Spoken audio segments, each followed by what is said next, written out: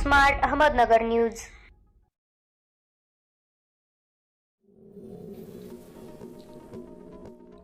आज आद्यक्रांती गुरु लहुजी वस्ताद साळवे चौक येथे शेवगाव राष्ट्रवादी युवक काँग्रेस नवनियुक्त पदाधिकारी यांचा सत्कार करण्यात आला। युवा नेते ग्रुपचे अध्यक्ष चबुदादा मंडलिक या कार्यक्रमाचे आयोजन केले होते। या ठिकाणी नवनियुक्त राष्ट्रवादी युवक काँग्रेस शहराध्यक्ष रोहनदादा फडके, राष्ट्रवादी युवक काँग्रेस शहर उपाध्यक्ष भागवत शिंदे, राष्ट्रवादी युवक काँग्रेस जिल्हा उपाध्यक्ष विश्वास घुटे यांचा सत्कार करण्यात आला।